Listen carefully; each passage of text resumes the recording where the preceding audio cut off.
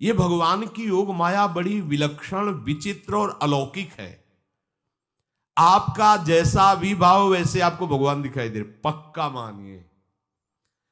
आप स्त्री भाव से देख रहे हैं तो भगवान आपको स्त्री रूप में आपके पास है, पुत्र भाव से पुत्र रूप में आप जान नहीं पा रहे, वही है, दूसरा नहीं है। हजारों बार बता चुके हैं कि ना मानने और ना जानने पर भी आपके हृदय में सत्ता उन्हीं की है।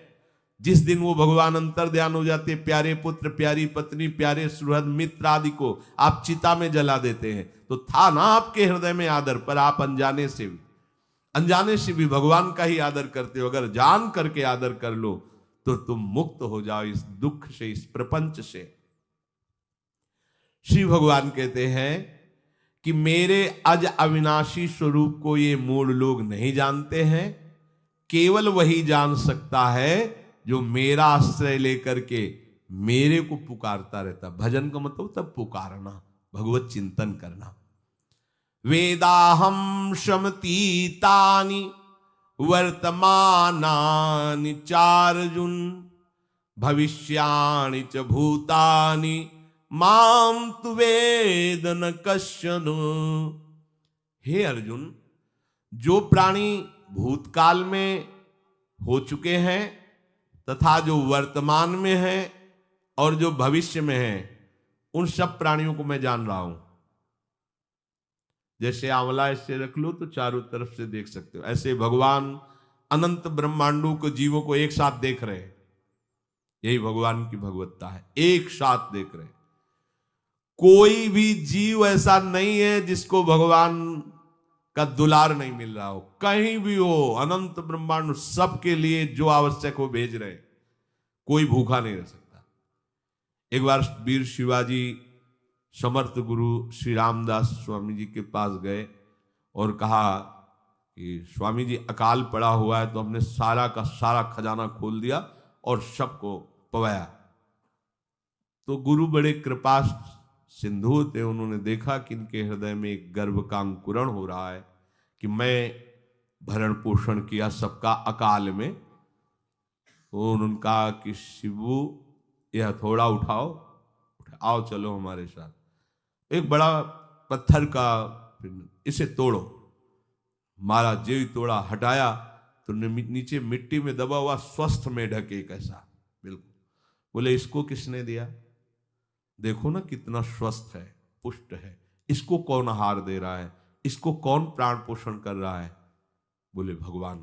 तो बोले तुम कैसे दाता बन गए? संपत्ति तो सब भगवान की है, भगवान ही सबका, ये अहम मत करो कि तुम पोषण करते हो। नहीं, छोटी सी वृत्ति को भी गुरुदेव बर्दाश्त नहीं करते। जो गुरु शरणागत होता है वो उनकी बात समझता है, अन्यथा वो अपनी मनमानी वृत्ति को ही आदर देता है, गुरु की आज्ञा वृत्ति को नहीं देता। छोटा सा भी अभिमान का कण अपने जनों में गुरुदेव को बर्दाश्त नहीं होगा, क्योंकि यही भगवत प्राप्ति में बाधा बन जाएगा। कितने जीव चराचर जगत में, देखो हमारे भगवान की भगवत्ता, सबको देख रहे हैं, सबको व्यवस्था दे रहे हैं, सब कुछ देख रहे हैं। 3 प्रकार की लीला हो रही, कहीं पालन लीला, कहीं सृजन लीला, कहीं विनाश लीला, उन्हीं के द्वारा हो रही, वही देख रहे हैं, वही कर रहे हैं। अगर ये बात तुम्हारी समझ में आ जाए तो अभी भगवान की शरण हो जाओ, पर अहम के कारण ये बात समझ में नहीं आती। जो भूतकाल में हो चुके हैं, वर्तमान में हैं, जो भविष्य में होंगे, सबका प्रभु वर्तमान की तरह देख रहे हैं, दर्शन कर रहे हैं। परंतु मुझे मेरे भक्त के सिवा कोई नहीं जानता है। भक्त के सिवा कश्यन, कोई भक्त बिरला, वही केवल भगवान को जान। भगवान सबको देख रहे हैं, भगवान की दृष्टि सब पे है। अगर ये बात आपकी समझ में आ जाए तो अभी आनंद आने लगेगा। मैं भगवान की दृष्टि में हूं, बस आज हमें सत्संग से बात मिली कि मैं भगवान की दृष्टि में हूं, मुझे वो देख रहे हैं, बढ़िया बन गया। अब आप पाप कैसे करोगे? क्योंकि भगवान की दृष्टि में भगवान आपको देख रहे हैं। डरो, किसी गवाही की जरूरत नहीं, वो देख रहे हैं। तो आप भय क्यों कर रहे हो? आपको भगवान देख रहे हैं, आपको डरना नहीं। फिर आप कामना क्यों कर रहे हो? भगवान आपको देख रहे हैं, जो चाहिए उस समय से दे देंगे, आप निश्चिंत रहिए। अगर आप अहम करोगे तो दुख भोगोगे, आश्रित रहोगे तो सब अपने आप निर्वाह हो जाएगा। एक आदमी ट्रेन के डिब्बे में बैठे ऐसे ऐसे दौड़ रहा था। एक ने पूछा भाई क्यों दौड़ रहे? बोले अमुक स्टेशन जाना है। तू बैठ जा, गाड़ी चल रही है, ट्रेन चल रही, तू बैठ जा। ऐसे ही त्रिगुणात्मिका माया की ट्रेन चल रही, पूरे विश्व का विश्वंबर भरण पोषण कर रहे हैं, तू तो बैठ जा भगवद आश्रय लेकर के, तू काहे को दौड़ा घूम रहा है? लेकिन ये अहंकार के कारण भटकता रहता है। भूत, वर्तमान और भविष्य काल, ये 3 विशेषण देकर भगवान कह रहे हैं कि मैं सबको देखता रहता हूं, जो हो गए, जो हैं, जो होंगे।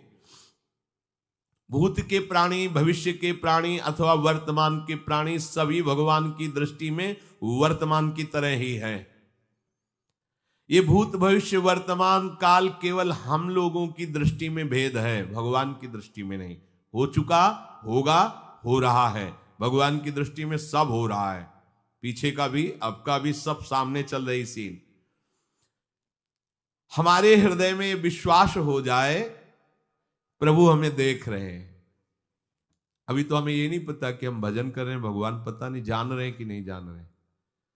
अभी भक्ति में रंग आ जाए, अगर ये बात समझ में आ जाए कि प्रभु देख रहे हैं हमें।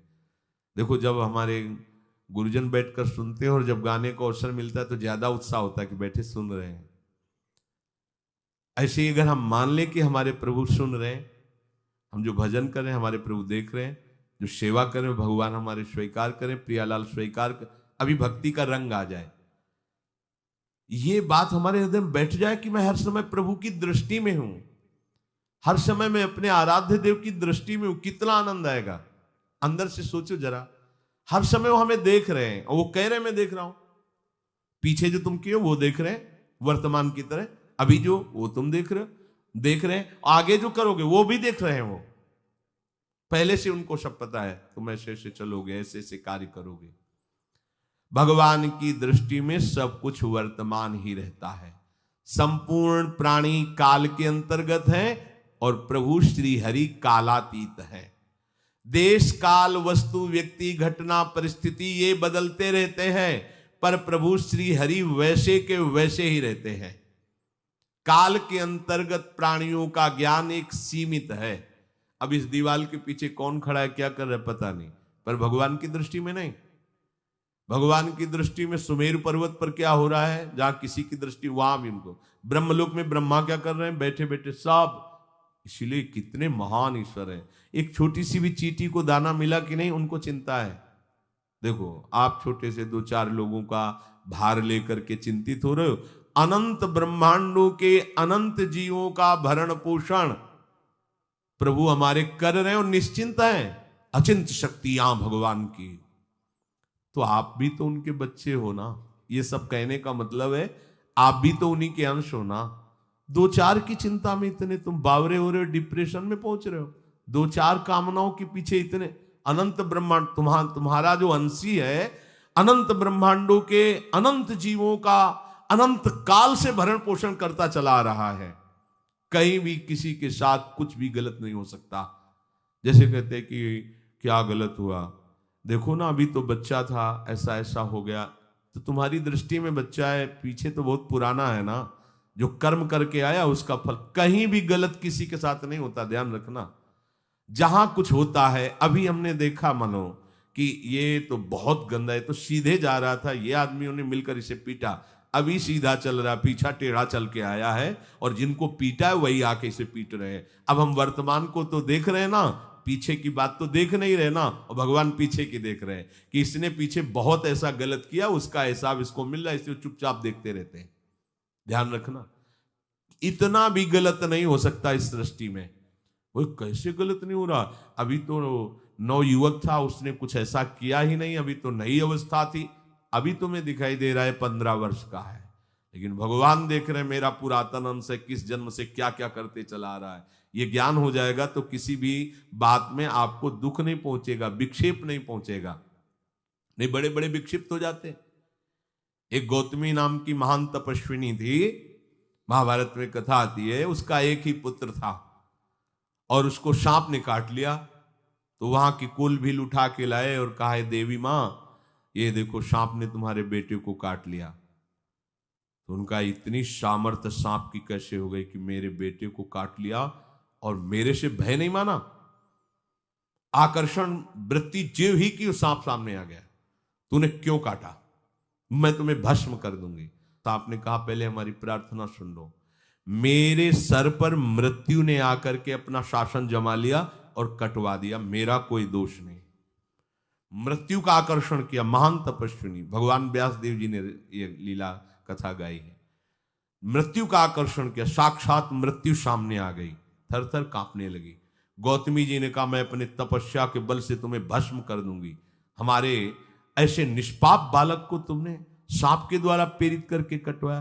बोले मेरे ऊपर काल का शासन है, काल ने मुझे प्रेरित किया, मैंने सांप को प्रेरित किया, मेरा कोई दोष नहीं, ये काल का शासन। काल का आवाहन किया, काल उपस्थित हुआ। काल ने कहा कि मेरा इसमें कोई दोष नहीं, इस बालक के पूर्व जन्म के कर्म के द्वारा मैं प्रेरित हूं। इस बालक के कर्म से प्रेरित होकर मैंने मृत्यु को प्रेरणा की, मृत्यु ने सांप को प्रेरणा की और इसने डस लिया। अब आप बताओ किसका दोष है? शांत हो गई, क्योंकि इस बालक के ही तो कौन काहू के सुख दुख कर दाता, निज कृत कर्म भोग सुन भ्राता। कोई किसी के सुख दुख का हेतु नहीं है, अपने कर्म ही है जो हमको दुख सुख देते हैं। और ये भगवान देख रहे हैं। कोई जैसे आपको अभी मनुष्य शरीर मिला, स्वतंत्रता है, अब आप जो पापाचरण चाहो छूट है कर सकते हो, या जो पुण्य कर्म चाहो कर सकते, या भजन करना चाहो कर सकते हो। ये स्वतंत्रता केवल मनुष्य शरीर को दी गई है। आपको जो पूर्व भोग मिल रहे हैं वो आपके पीछे के कर्मों के हैं। तो जो ज्ञानी जन होते, विवेकी जन होते, आए हुए प्रारब्ध को भोग लेते, नया कोई पाप नहीं करते, निरंतर भजन करते रहते, भगवान की कृपा से मुक्त हो जाते। अगर भगवान की शरण में नहीं होगे, भजन नहीं करोगे, तो आपके ऊपर बहुत से ऋण है, दुर्गति हो जाएगी। ऐसा नहीं है। आप यहां भी तो देखो ना, आपके मकान, आपका व्यापार, सब कुछ आपका कहा जाता है, लेकिन सब कुछ सरकार का है। हर चीज का टैक्स देना पड़ेगा तुम्हें। पानी का भी टैक्स देना पड़ेगा, मकान का भी टैक्स देना पड़ेगा, और तुम भी जो करोगे वो पैसा दो सरकार को। टैक्स तुम ऐसे फ्री थोड़ी जा नहीं होता, देना पड़ता है ना। आप मान लो नौकरी कर रहे हो कि हमारी नौकरी करे, तो उसमें सरकारी टैक्स कटेगा आपका, क्योंकि आप सरकारी आदमी हो, भारत देश के वासी हो। ऐसे ही ये टैक्स लगे हुए हैं सरकारी भी, मातृ ऋण, पितृ ऋण, ऋषि ऋण, ये टैक्स है। ऐसा नहीं कि तुम कमाओ खाओ और इसके बाद मर के जाओ स्वर्ग मिलेगा। टैक्स चुकाओ। ये मनुष्य शरीर मिला, इन ऋणों से मुक्त हो। अगर नहीं हुए तो भी तुम्हें दुर्गति होगी। आप देखो, जब कभी ऐसी सूचना मिलती कि अमुक आदमी का अमुक धन पकड़ा गया, तो इनाम दिया जाता है क्या कि इतना कमा लिया? सजा दी जाती है। तुमने टैक्स की चोरी की, अगर चोरी नहीं की, मेहनत से कमाया या व्यापार से कमाया, दिया नहीं सरकार को, हाँ दिया नहीं, इसीलिए तुम्हें टैक्स की चोरी का दंड मिलेगा, सारा धन अपहृत हो जाएगा, तुम्हारी निंदा होगी, तुम्हें सजा मिलेगी। बोलो मिलती है नहीं? ऐसे ही ये लड़का, बच्चा, पत्नी, पुत्र, परिवार जो भी है, ये सब श्री भगवान का तुम्हें टैक्स देना है। क्या टैक्स देना है? भगवान की शरण होकर उनका सुमिरन करो, सारे ऋणों से वो मुक्त कर देंगे। एकादशी स्कंद में कहा है, मेरा भजन करने वाले का कोई ऋण नहीं रह जाता। और नहीं तो महाभारत में ही प्रसंग आता है, एक जरत्कारु नाम के ब्रह्म ऋषि थे। ऋषि और भक्त में बड़ा अंतर होता है। वो तपस्या प्रधान, जैसे दुर्वासा ऋषि तपस्या प्रधान थे, वो बाल ब्रह्मचारी और तपस्या से युक्त एक दिन भ्रमण कर रहे थे, तो आवाज आई, मेरी रक्षा करो, मेरी रक्षा करो। तो उस आवाज की तरफ बढ़े तो देखा कुएं में उल्टा लटके हुए हैं बहुत से ऋषि, और एक केवल तंतु है, एक केवल तंतु है जिसमें दो चूहे लगे हुए उसको भी काट रहे हैं, एक काला और एक श्वेत। तो उन्होंने देखा और दयालु हो गए कि ऋषियों, मैं तुम्हारी कैसे रक्षा कर सकता हूं? तो उन्होंने कहा कि ये जो दो चूहे हैं रात और दिन हैं, और जो हम लोग हैं ये तुम्हारे पितर हैं। ये चूहे तुम्हारी आयु को काट रहे हैं, एक तंतु हमारे कुल में केवल तुम ही हो, और तुमने तपस्या की ठान ली, ब्याह किया नहीं, गृहस्थ धर्म में गए नहीं, पुत्र हुआ नहीं, तो तपस्या में, भक्ति में एक दम है कि सब ऋणों से मुक्त कर देगी। ये बात ध्यान रखना। तपस्वी अलग है, भक्त अलग। इसलिए पीछे चर्चा आई थी कि तपस्वियों से भी अधिक, ज्ञानियों से भी अधिक, कर्मकांडियों से भी अधिक वो मेरा भक्त योगी होता है। तुमने तो ब्याह किया नहीं, तो अब ये तंतु रात दिन तुम्हारे जीवन को काट रहे, जहां तुम खत्म हुए हम सब नरक में गिर जाएंगे। पितरों ने कहा तुम पितर ऋण से युक्त हो, मुक्त तभी होगे जब ऐसा करो। वो दृश्य खत्म, अंतर ध्यान हो गया। वो बड़े दुखी हुए कि क्या करें, तो उन्होंने मन में निश्चय किया कि ब्याह तो करूंगा पितरों के उद्धार के लिए। इतने बड़े तपस्वी हैं जरत्कारु जी, बड़ी महिमा है, लेकिन बात यहां फंस गई, पितृ। उन्होंने मन में निश्चय किया कि कोई आके अपनी कन्या दे दे और उसका भी नाम जरत्कारु हो। मैं बिल्कुल भरण पोषण नहीं करूंगा और कभी हमसे कोई प्रश्न ना करे, ऐसी अगर कोई कन्या देगा तो मैं स्वीकार कर लूंगा। अब ऐसे ना नगर जाना है ना किसी से बात करनी, तो वृक्षों से कहते अपने पितरों के उद्धार के लिए मैं चाहता हूं कि कोई पाणी ग्रहण संस्कार करा दे, कोई हमारे नाम की कन्या को दे दे, और ऐसा ऐसा व्रत है। ऐसा ही बोल रहे थे, वासुकी नाग उपस्थित हो गए और उनकी बहन का भी नाम जरत्कारु था। उन्होंने कहा सुनिए महाराज, मैं नागराज वासुकी हूं, सब देव रूप में, कोई ऐसे नहीं सांप वैसे बने, देव रूप, सुंदर कन्या जरत्कारु। बोले ये कन्या मैं आपको समर्पित करता हूं, हमारा सौभाग्य होगा आप जैसा महर्षि हमारी बहन का पति बने। इसका भी नाम जरत्कारु है, और आपकी जो इच्छा है कि मैं भरण पोषण नहीं करूंगा तो मेरे पास संपूर्ण वैभव है, आप भी पधारिए, मैं आपका भी भरण पोषण करूंगा, अपनी बहन का भी। तीसरी बात, मेरी बहन इतनी शास्त्र सम्मत आराधना से युक्त है कि वो कभी आपसे प्रश्न ही नहीं करेगी, तो उनका स्वीकार है। प्रसन्न हुए, चले गए। काफी समय तक उनके महल में रहे। एक दिन जरत्कारु अपनी जरत्कारु पत्नी की गोद में सर रख कर ऐसे लेटे हुए थे, सो गए। और शास्त्रज्ञ थी, संध्या का काल था, संध्या काल में निषेध है मैथुन करना, भोजन करना और स्वाध्याय करना, ये सब संध्या काल में बस भगवत स्मरण परायण लोकवत। लेकिन हमारे यहाँ महारानी जी की संध्या आरती और संध्या भोग लगने के बाद ये, इसीलिए वृंदावन धाम इसका कहीं भी ये वेदान्नपि संन्यस्त, वेदों से भी ऊपर उठी हुई रसमयी रसोपासना है, प्रियालाल की महल है। ये जगत सिद्धांत नहीं है, ये जगदीश का भी सिद्धांत नहीं है, ये प्रेम सिद्धांत है। वृंदावन नित्य विहार रस है, इसलिए इसको बीच में बता देते हैं, कहेंगे दूसरे को तो, और यहाँ शाम के तो भोग ही लगता है, गान बजान होता है, बकाया सिद्धांत है। आंख मूंद करके या तो गायत्री जप या जो गुरु मंत्र चुपचाप शांत भाव से जपे, ऐसा। अब वो इस चिंता में थे कि मेरे पति का धर्म जा रहा है, और मैंने आज तक कुछ बोला नहीं अपने पति से, अगर बोलती हूं तो हो सकता है ये नाराज हो जाए और छोड़कर चले जाए। अगर मुझे छोड़ देते हैं और इनका धर्म बचता है तो ये ठीक बात रहेगी। कितनी विवेकवान है। अगर ये सोते रह गए और सूर्य अस्ताचल को चले गए तो इनका धर्म लोप हो जाएगा, ये मैं होने नहीं दूंगी, अपने पति का धर्म लोप नहीं होने दूंगी। और वो उस समय भी केवल एक लंगोटी लगा के रहते थे, अस्थिमात्र हो रहे शरीर, वहां भी ऐसा नहीं कि दूल्हा बन करके सज, नहीं, वैसे ही केवल पितरों की तृप्ति के लिए उन्होंने बात स्वीकार की थी। उन्होंने कहा महाराज उठिए, संध्या का समय है, शास्त्र निषेध करता है इस समय सोना नहीं चाहिए, नहीं आपके धर्म का लोप हो जाएगा। महाराज उठिए, सूर्य अस्ताचल को बस पहुंचने ही वाले हैं, उठिए। उठे एकदम लाल आंख करते हुए, तुमने हमें टोका कैसे, तुमने हमसे प्रश्न कैसे कर दिया, मैं अभी तुम्हारा त्याग करता हूं। बोले स्वीकार है, आपके धर्म का लोप ना हो। कहीं सूर्य अस्ताचल को चले गए, आपने अर्घ नहीं दिया तो जीवन भर की आपकी उपासना में कलंक लग जाएगा कि आपने संध्या काल में शयन करते हुए सूर्य आराधना नहीं की, आपके धर्म का लोप हो जाए। बड़ा सूक्ष्म धर्म का विषय। तो उनका सूर्य की ताकत कैसे कि मैं सोता रहूं और वो अस्ताचल को चले जाए, ऐसे महात्मा थे।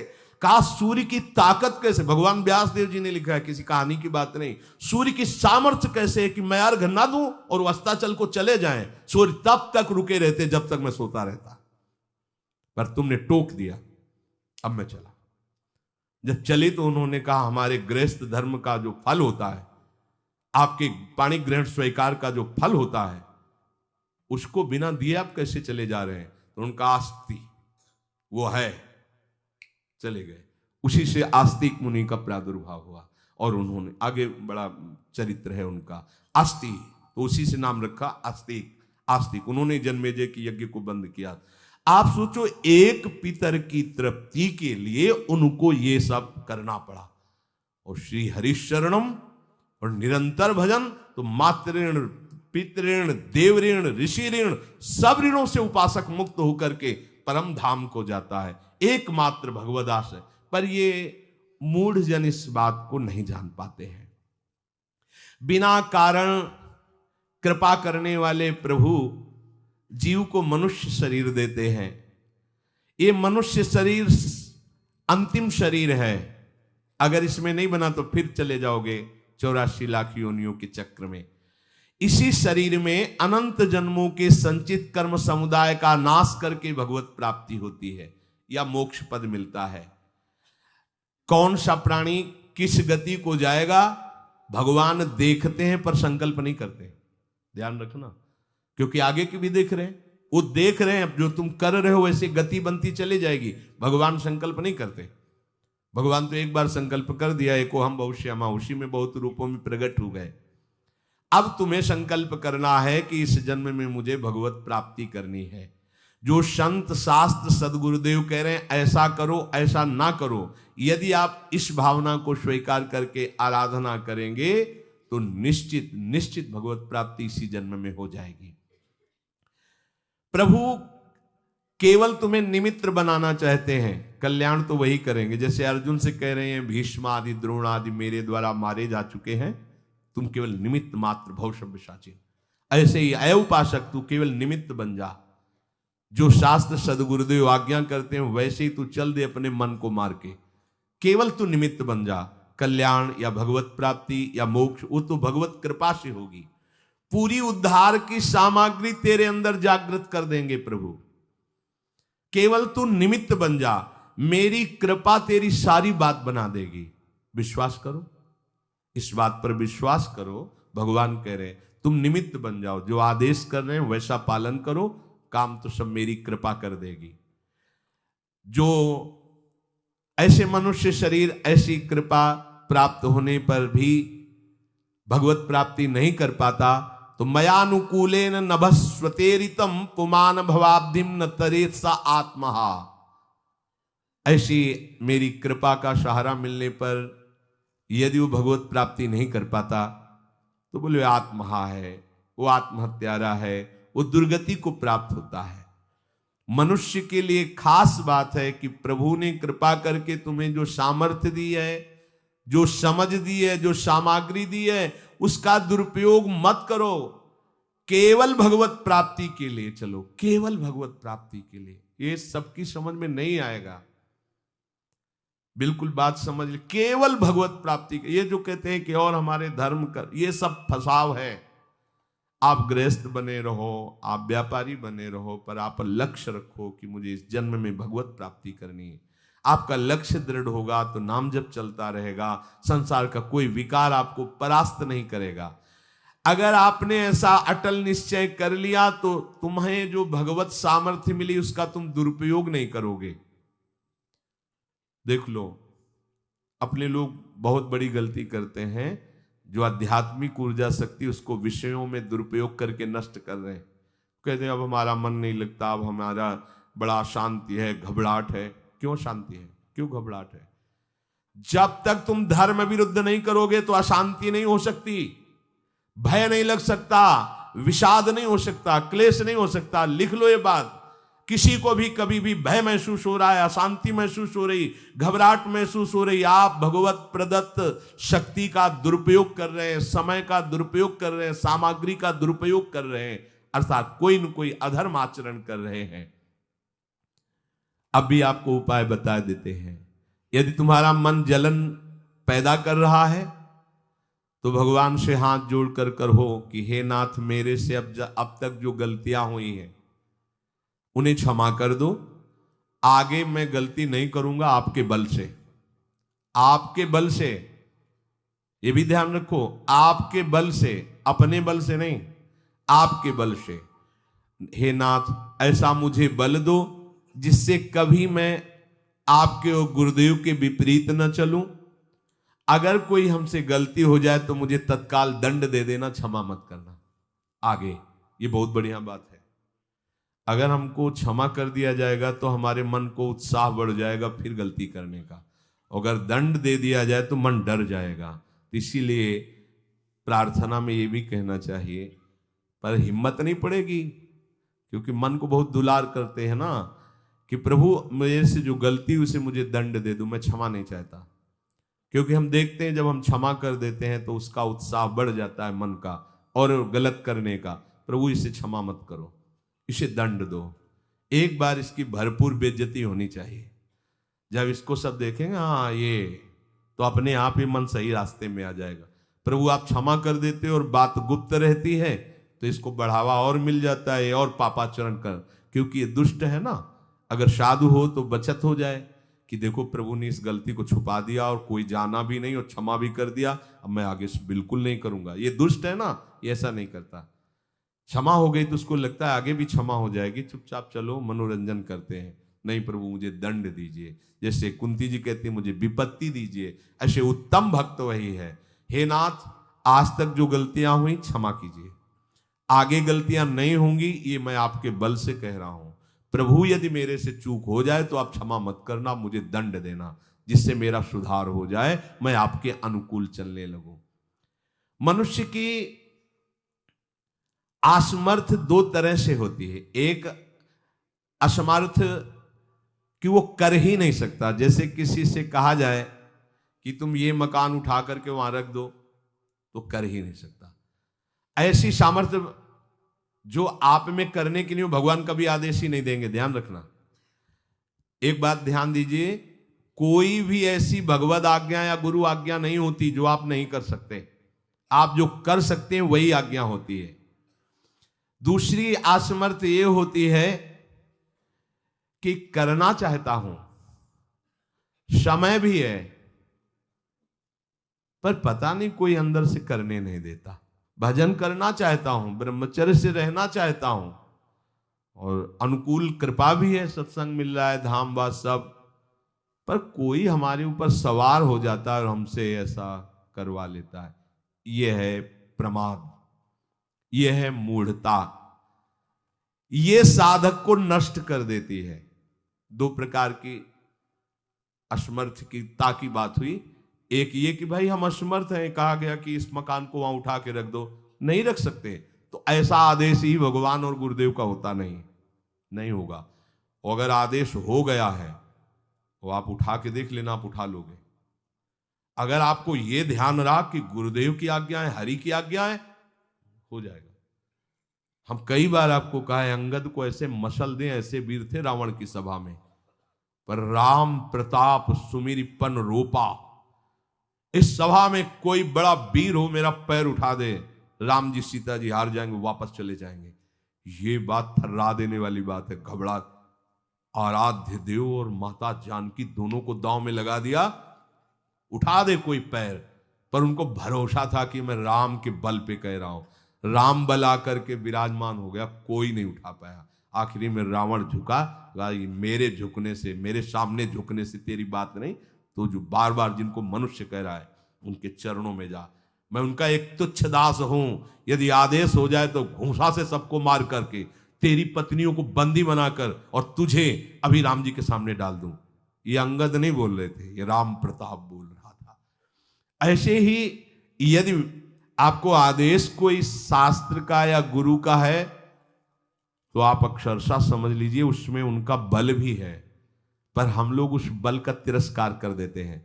थोड़ी सी मन की डालकर उसको हल्का किया तो वो बल वापस हो गया। सीधे जो बात मानी जाती है उसमें उनकी कृपा शक्ति होती है, और जो अपनी मन की लगा की जाती है वो साधन होता है। कृपा शक्ति और साधन में अंतर होता है। तो जो हम कर सकते हैं, आदेश है, हम करना भी चाहते हैं और नहीं करते हैं, इसका हमारे अंदर प्रमाद का राज्य है। प्रमाद। लोग कहते हैं कि पता नहीं कोई हमारे दिमाग में आके कर जाता है। हाँ, भूत आता है, भूत। अब ऐसे लोगों को बावरा कहते हैं। अब इनको ऐसी जगह पहुंच जाए जहां सही निर्णय नहीं होता, और ये कर देना वो कर देंगे। उनको लगता है कोई है, बोले है ऊपरी चक्कर है, अल्ले ऊपरी चक्कर हो, घूम रहे हो पागल बने, ऊपरी चक्कर कुछ नहीं, ऊपरी चक्कर नहीं, भीतरी चक्कर है। ये भीतर का तुम्हारा वासनात्मक प्रपंच ही तुम्हें नचा रहा है। विवेक का जागरण करो। किसी के साथ, अरे प्यारे तुम हरि के अंश हो। स्मशान में रात्रियां व्यतीत हुई, स्मशान में गंगा के किनारे भूतों के बीच में, कोई भी नहीं, कुछ नहीं। सीम की चाप सके को तासु बड़ रखवार रमापति जासु। अकेले, न युवक अवस्था, कोई साथ देने वाला नहीं, अंधेरा, कोई टार्च नहीं, कोई व्यवस्था नहीं, हर समय एक अपार आनंद, भगवदानंद। कोई भय छू सकता है? हर समय हरि की दृष्टि में आप रहते हैं। आप भी ये प्रमाद मत कीजिए। ये प्रमाद है और कुछ नहीं है, जो आप आचरण विरुद्ध कर देते हैं। अब क्या होता है, वो समझ पाता नहीं, उसके पीछे कर्म परंपरा लग जाती है। फिर वो हार जाता है कि मेरे से भजन वजन नहीं होने वाला, संयम से नहीं चलने वाला। अब वो योनि पर योनि प्राप्त करता चला जाए, ये योनि यो योनि। भगवान के स्वभाव को समझो और उनके आश्रित हो जाओ। कोटि विप्र बदल आ गए जाहू, आए सरन तजो नहीं ताहू। जो नर होए चराचर द्रोही, आवे सभय सरन तक मोही। तज छल कपट मोह मद माना, करूं शब्द ते साधु समाना। एक बार जीवन को प्रभु के चरणों में अर्पित कर दो, बस प्रभु सब संभाल लेंगे अपने बल से। अपने बल से संभालने का तात्पर्य है आप उनकी आज्ञा पालन का प्रयत्न करो। प्रयत्न की सफलता प्रभु के द्वारा होती है। जब हम प्रयास करते हैं ना, तो प्रभु हमें आगे से आगे रास्ता देते चले जाते हैं। और ये जन्म भगवत प्राप्ति होनी ही चाहिए। अब इसके नीचे सौदा मत कर लेना। प्रभु से मिलने के सिवा और कहीं सौदा न कर लेना, क्योंकि आपके पास धन है। ठग लोग आएंगे आपको ठगने के लिए, ये भोग भोग लो, ये भोग भोग लो। कैसे बताएं? यदि तुम भगवत आश्रित हृदय से हो जाओ तो स्वप्न में भी तुम्हें डिगने नहीं देंगे। एक बार किसी उपासक ने अपना अनुभव बताया कि स्वप्न में उसके सामने कई भोग सामग्रियां से भरा हुआ मकान, सब व्यवस्था, एक बहुत सुंदर तरुणी, बस हमने आपको पसंद कर लिया। ये स्वप्न की बात, हमने आपको पसंद कर लिया, हम जिसकी खोज में थे वो आप हमें मिल गई, बस अब तो हमारे जीवन धन आप ही हो। वो सुनने लगा, मतलब उसको अच्छा लगने लगा ये बात सुनने में। इतने में ही एक देवी प्रकट हुई, इतना सुंदर रूप कि करुणा बरस रही थी उस रूप से, और स्पष्ट कहती ये छल है, ये कपट है, झुकना मत, देखना मत, इसकी सुनना मत। यदि सुन लिया और इसके प्रलोभन में झुक गए और इसको देख लिया तो तुम चले जाओगे, तुम्हारा आंख खुल गई। बड़ा आनंद हुआ उस उपासक को कि स्वप्न में भी आश्रयदाता उसको डिगने नहीं देते। स्वप्न में भी, ये बात समझ लो, स्वप्न में भी भय आने नहीं, स्वप्न ही था। हो सकता था स्वीकृति उस उपासक के हृदय की हो जाती, लेकिन जगने पर हाहाकार मच जाता कि कैसे स्वीकृति हो गई। पर देखो, जिसका आश्रय लिए वो उससे सुंदर रूप लेकर खड़ा हो गया और समझा रहा है छल है, कपट है, झुकना मत, देखना मत। आप तो केवल आश्रित होके तो देखिए, जागते हुए, सोते हुए, स्वप्न में, ये तुम्हारी अवस्थाएं, प्रभु की नहीं है। वो तुम उन्हीं की गोद में जग रहे हो, उन्हीं की गोद में सो रहे हो, उन्हीं की गोद में शयन कर रहे हो। एकमात्र प्रभु का आश्रय लेकर निरंतर भजन करते हुए इस जन्म में केवल भगवत प्राप्ति, अन्य सौदे में हमें फंसना नहीं है। बहुत से प्रलोभन आएंगे कि ये फ्री ले लो, फ्री भोग लो, कोई नहीं जानेगा। आपको सौदा नहीं करना अपने हरि आश्रित बल का, आपको उससे केवल हरि की प्राप्ति करनी। प्रलोभन आएगा, ध्यान रखना, भय आएगा, हे भगवान आज तक जो भजन किया है इस भय को हटा दीजिए, क्योंकि इज्जत चली जाएगी, सब लोग थू थू करेंगे, मेरे से बहुत गलती हो गई, हटा दीजिए। हरि मुझे दंड दो, पूरी सभा में मेरा तिरस्कार करवाओ, ये मन लाख समझाया नहीं समझा, अब जब बेइज्जती होगी ना इसकी तब समझेगा। कुछ नहीं होगा और वो कृपा हो जाएगी, आगे बढ़ जाओगे। बिल्कुल अपने भजन को खर्चा मत करना, ना भय में और ना किसी सुख प्रलोभन में, तो इसी जन्म में भगवत प्राप्ति हो जाएगी।